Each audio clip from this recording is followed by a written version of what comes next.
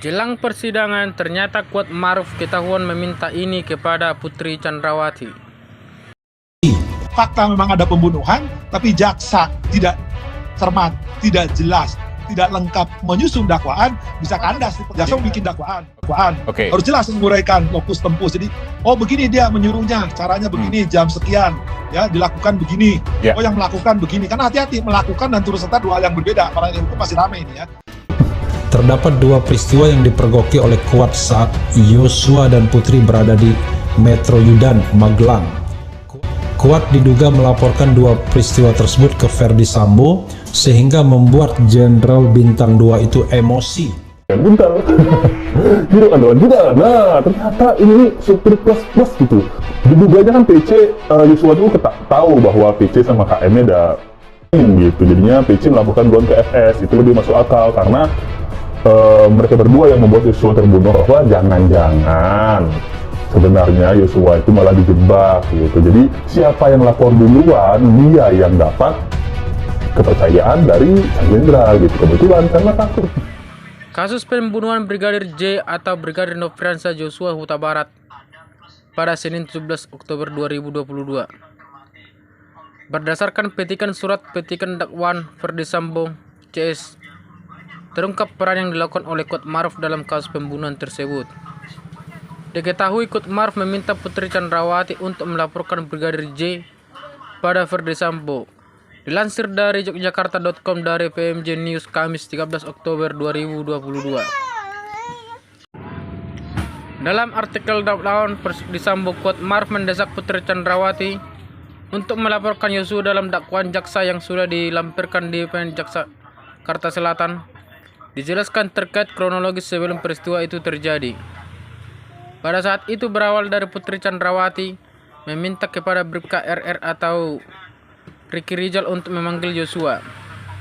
Diketahui Putri Chandrawati meminta menemuinya di kamar lantai 2 di Magelang selama 15 menit. Kemudian setelah Yosua menemui Putri Chandrawati atau istri dari atasannya, yakni Ferdi Sambo, di kamarnya. Kuat Maruf justru mendesak dan memprovokasi Putri untuk segera melaporkan ke Ferdi Sambo, meski dirinya untuk mengetahui dengan benar apa yang terjadi di antara Putri dan Yosua. Ketika itu Kuat Maruf berkata, "Ibu harus lapor Bapak, biar di rumah ini tidak ada duri dalam rumah tangga Ibu."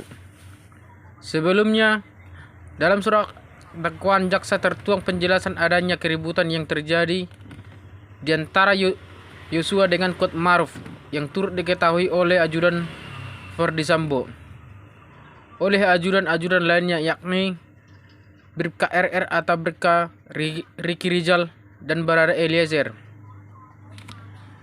Kendati demikian, memicu terjadinya keributan itu tidak dijelaskan dalam surat dakwaan jaksa seperti yang tertulis di bawah ini. Pada awalnya, Kamis 7 Juli 2022 sekitar sore hari terjadi suatu peristiwa di rumah terdakwa Ferdi Sambo yang beralamat di tempat residen Blok C3, Jalan Cempaka, Kelurahan Bayu Rejo, Kecamatan Mertoyudan, Kabupaten Magelang. Terjadi keributan antara korban Nofriansah Joshua Huta Barat dengan saksi Kuat Maruf, tulis dalam petikan surat dakwaan itu. Seperti yang diketahui, sidang perdana kasus pembunuhan Brigadir Joshua telah ditetapkan 3 tersangka 3 tahap persidangan, yakni pada hari Senin 17 Oktober 2022 dengan tersangka Ferdi Sambo dan Putri Chandrawati, Kuat Maruf dan Bribka RR. Kemudian dilanjutkan persidangan hari kedua pada Selasa 18 Oktober 2022 digelar secara terpisah kepada Barada S.